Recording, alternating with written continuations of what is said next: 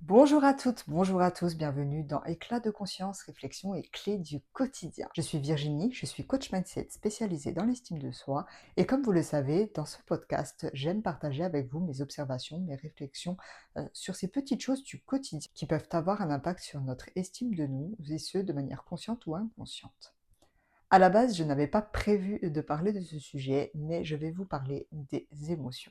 Il y a 2 jours, je me baladais sur Instagram le soir et je suis tombée sur un réel, d'un chanteur, il me semble, qui expliquait qu'il était seul chez lui et qu'il y avait quelque chose qui le traînait depuis un bon petit moment et il expliquait tout simplement qu'il s'était mis à pleurer, qu'il avait littéralement fondu en larmes et qu'après cet épisode, la première chose qu'il a ressentie, c'était de la honte. Et à mon sens, cela en dit long, sur, la société ainsi que la manière dont les émotions sont perçues. Sans compter le fait qu'il y a une différence qui est réalisée selon qu'on soit un homme ou une femme par rapport à l'expression de ses émotions. Ce qui à mon sens est complètement ridicule parce que les êtres humains, sauf troubles évidents ou problèmes de santé, naissent avec la capacité de ressentir des émotions. Donc les émotions, elles sont hyper mal accueillies en société et pourtant tout le monde ou presque, comme je l'ai dit, sauf troubles ou problèmes de santé évidents, en est doté dès la naissance. Il est important de remettre les choses dans leur contexte. Une émotion, en réalité, ça sert plus de boussole. C'est quelque chose qui est porteur d'un message, d'accord? C'est de l'ordre du ressenti, et c'est là juste pour nous apporter un message à un instant T. Il est également important de noter qu'une émotion, lorsqu'elle est accueillie et lorsque le message est écouté, généralement, elle ne dure pas plus de quelques secondes, voire minutes. Évidemment, en cas de choc ou de grosse émotion, voilà, vous perdez quelqu'un, ou je sais pas, vous avez frôlé l'accident, ou il y a quelque chose qui s'est passé qui vous a vraiment mis en colère pour X ou Y raison, souvent ça va un petit peu plus perdurer. En revanche, une émotion, d'une manière classique, quand elle est accueillie et que le message est écouté, ça dure pas si longtemps. Malheureusement, notre société n'est pas forcément très axée intelligence émotionnelle, donc tout ce qu'on nous demande de faire, c'est bien de les refouler ou alors de les cacher complètement. Sauf que refouler une émotion, c'est vraiment pas bon du tout, du tout, du tout, sur le long terme d'ailleurs, et ça peut vraiment créer de gros gros problèmes à plein de niveaux différents. Donc, refouler ses émotions, vraiment, pire chose à faire, plutôt essayer de les accueillir, de les écouter. Une émotion désagréable, elle est là aussi pour vous faire part d'un message.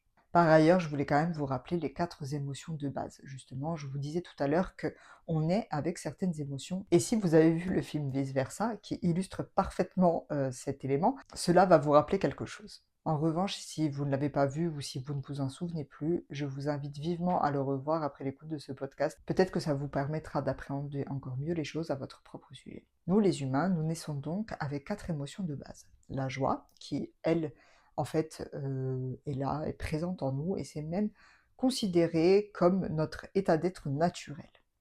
Il y a après la peur qui est là pour tout simplement nous garder en vie. Il y a la colère, qui est là pour nous informer lorsqu'une limite a été franchie ou lorsqu'un besoin n'est pas respecté ou n'est pas comblé. Et il y a enfin la tristesse, qui elle est vraiment considérée comme l'émotion du changement. Nous sommes nés avec ces 4 émotions de base. Pour autant, elles ne sont pas forcément bien acceptées alors qu'elles sont présentes en quasiment 100% de la population. Évidemment, il est important d'apprendre à gérer ses émotions. Je rappelle que gérer ne veut pas dire refouler ses émotions, pas du tout. Et que par ailleurs, plus vous apprenez à les gérer, mieux vous vous portez d'une manière globale.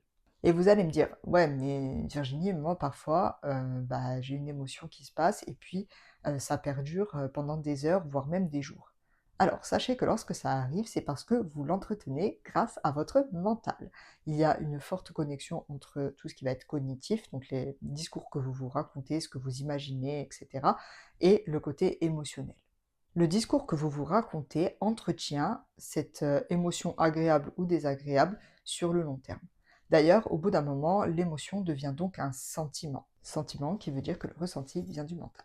Plus vous ressassez un événement et vous ramenez la charge émotionnelle comme si ça venait de se passer, plus ça va s'ancrer. Et un sentiment, sachez qu'à force de l'entretenir, si vous l'entretenez encore et encore et encore et encore, eh bien ça peut carrément devenir un état d'âme, voire même un trait de votre personnalité. Je tiens tout de même à vous faire un petit point, un petit disclaimer concernant la pensée positive. La pensée positive, c'est très bien. En revanche, il ne faut pas oublier que nous sommes des humains. C'est normal d'avoir des moments de down et il est important de le respecter. La positivité toxique nous empêche justement de reconnaître ou de ressentir les émotions dites désagréables.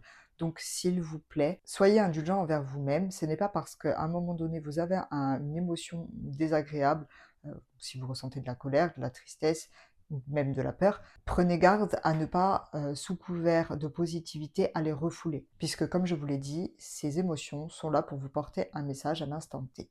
Évidemment, il existe tout un panel d'émotions. Là, je fais simplement le focus sur les 4 émotions principales, mais sachez qu'il est tout à fait normal que ces dernières s'expriment.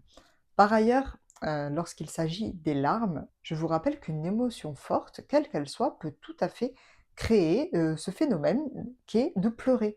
On peut pleurer de rire, pleurer de joie, on peut être ému de manière positive, et pleurer. Et ça, que vous soyez un homme ou une femme, et que la société l'accepte ou non.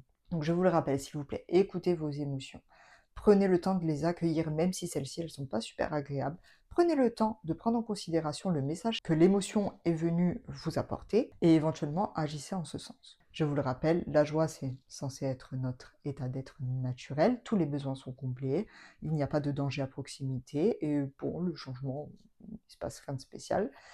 La peur est là justement pour vous garder en vie, parce que on évite de s'approcher de quelque chose qui pourrait potentiellement nous tuer.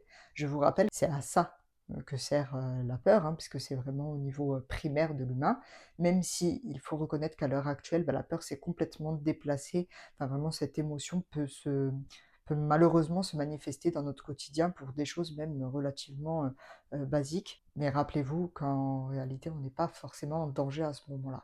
On va dire que la peur a une petite tendance à se déplacer au fur et à mesure de notre évolution. La colère, elle est là pour vous dire qu'une limite a été franchie, vous ne vous êtes peut-être pas senti respecté ou vous ne vous respectez pas, ou bien qu'un besoin n'est pas comblé, n'est pas ni entendu ni respecté. Prêtez-y attention. D'ailleurs, la colère, souvent, ça peut être moteur de changement. Et la tristesse, eh bien, c'est cette émotion, le changement, c'est cette huile un petit peu dans le moteur. Par ailleurs, on parle souvent du principe de deuil, pas seulement lorsqu'il y a un décès, mais lorsqu'il y a de gros changements qui se produisent dans notre vie. Il est également important de noter que la tristesse, elle peut aussi être quasiment imperceptible, mais du moment où il y a un changement. Elle est là pour ça. C'est vraiment l'huile dans le moteur. Alors écoutez-la. Il arrive également que parfois on ressente une émotion alors qu'il ne se passe rien de spécial. Dans tous les cas, consciemment, il ne se passe rien de spécial. N'oubliez pas que le cerveau, et notamment l'inconscient, récolte toutes les informations complètement à notre insu.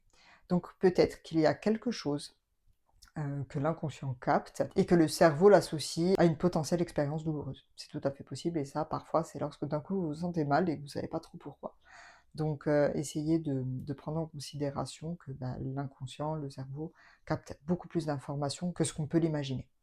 Cet épisode touche à sa fin, j'espère que ce dernier vous aura permis d'en savoir un petit peu plus concernant les émotions et vous aura permis d'en apprendre un petit peu plus à votre propre sujet. N'hésitez pas à liker si cela vous a plu, également à partager si vous pensez qu'un de vos proches aurait besoin d'en entendre le contenu, et également je vous invite à vous abonner pour ne louper aucun des futurs épisodes. Je vous donne rendez-vous mardi prochain à la même heure, et en attendant, n'oubliez pas, vous êtes la clé.